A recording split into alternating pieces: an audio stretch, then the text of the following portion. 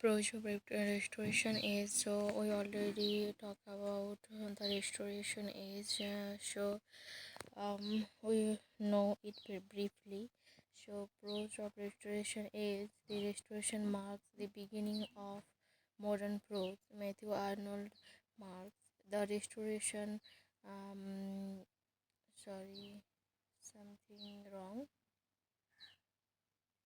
Okay. The restoration marks the birth of our modern English prose.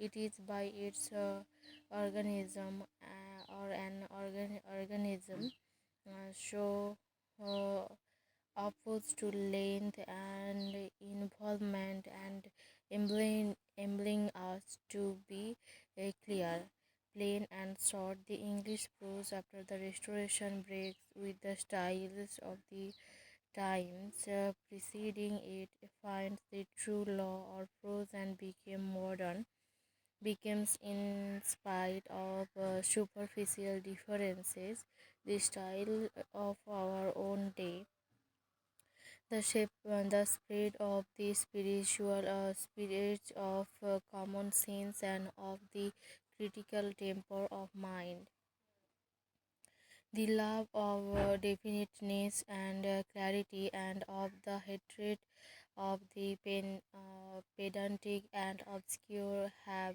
contributed to the development of English prose. It was an age of intellectualism and rationalism, the qualities which are essential for prose. The growing interest in rationalism and the advancement of science greatly aided the general movement towards precision and lucidity of expression, which are the essential qualities of good prose style. Various political parties and groups and growing interest in day-to-day activities encouraged a journalism which needed simple, straightforward prose style. The coffee house and drawing rooms attracted the intellectuals and general public for discussion on various topics of general interest. Thus, an easy and conversational style which properly express the express the taste and the intellectual makeup of the new reading public evolved. Thus, various factors contributed to the evolution of modern prose during the Restoration period. John Dryden, 1631 to 1700, his lifespan spanning time, was one of the greatest prose writer of this period. His preface and his famous uh, uh, essay on dramatic poetry make him the leader of the modern prose, in which the style is easy, unaffected, modeled to the subject, and in which proper words are placed in their proper places. John Bunyan, 1632 to 1704, his lifespan timing, wrote two prose allegories, Grace Abandoning um, The Pilgrim's Progress and the Life and Death of Mr. Badman.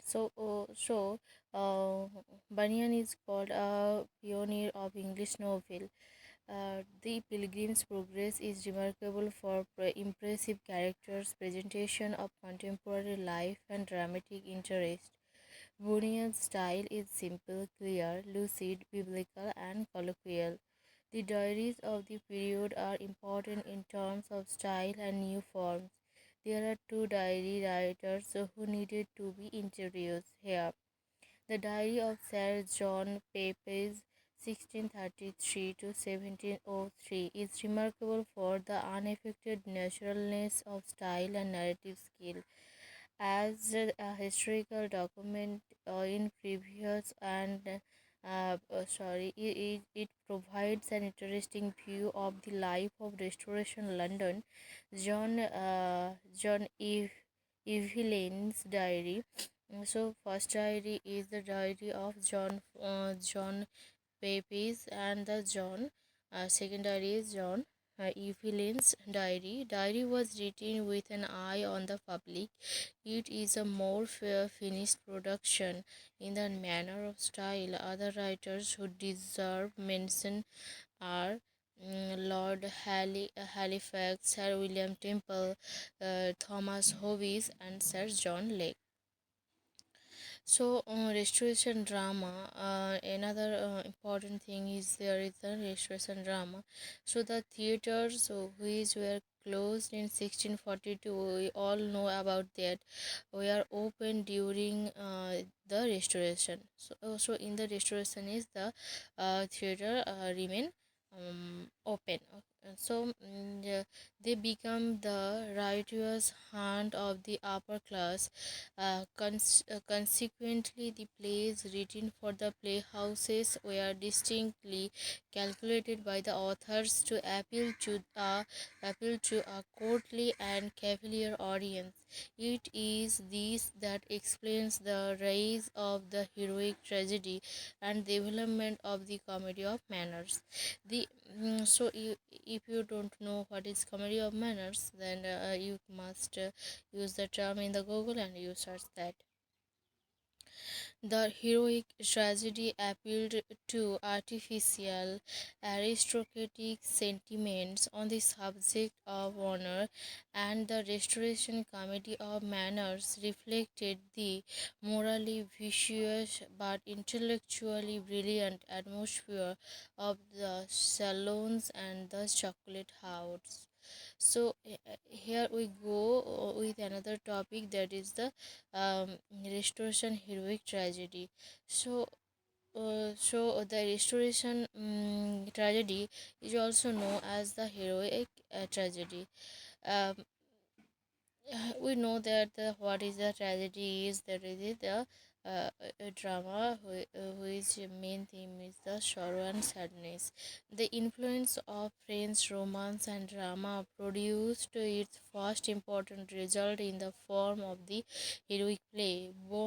Um, Bonamai Dobry comments on the restoration tragedy, that is the as regards restoration tragedy, the classical formal element was already there with Ben Jonson.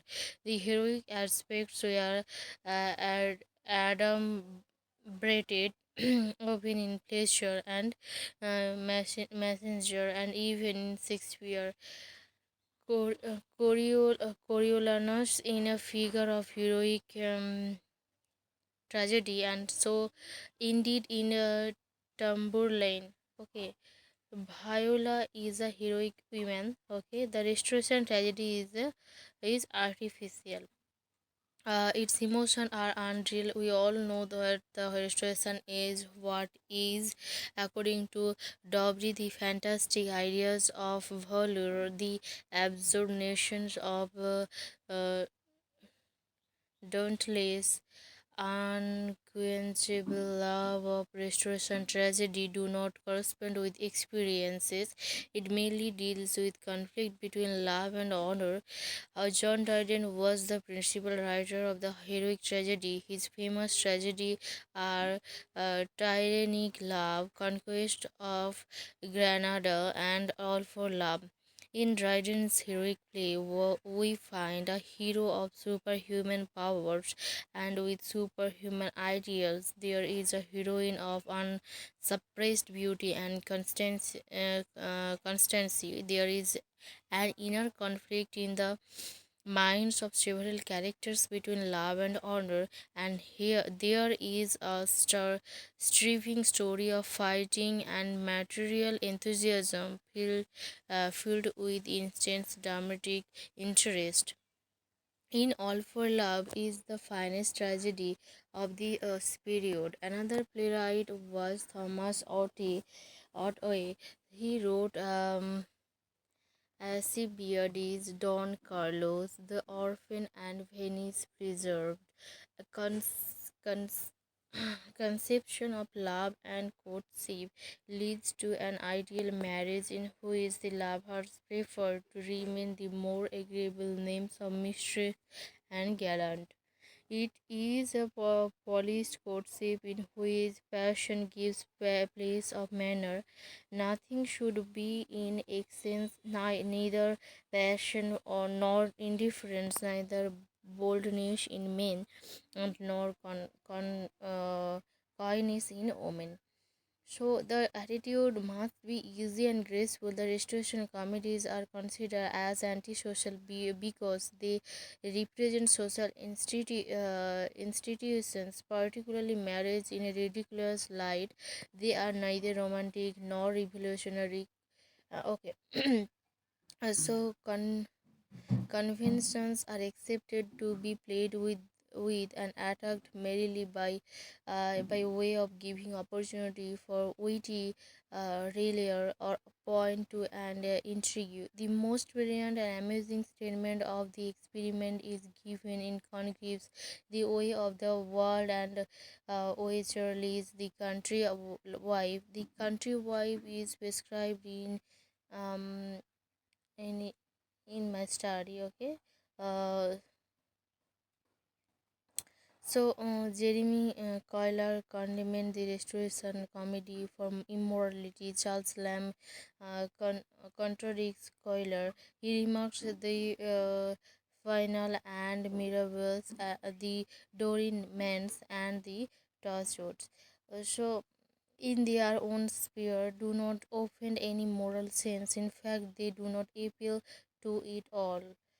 uh, they seem engaged in their proper element. They breaks no laws. They know of none. Indeed, the restoration committee is neither moral or nor or immoral. It is amoral. Okay, so the characters in restoration committees are largely types whose dispositions are sufficiently indicated by a study of their names.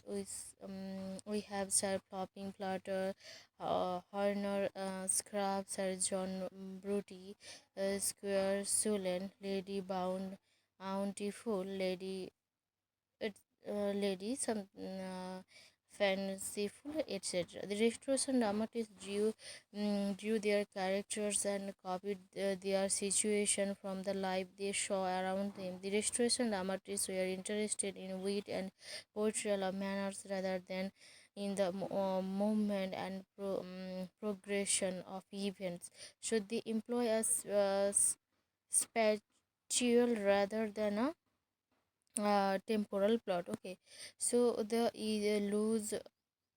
loose neat pattern of such a plot was a definite advantage to them. In it provides a better scope for the contrast and balance of character, conflict, and intrigues occupy an important place in the restoration comedy. These comedy about in wit and DPT. So in this video, I describe the some of the major writers and the restoration heroic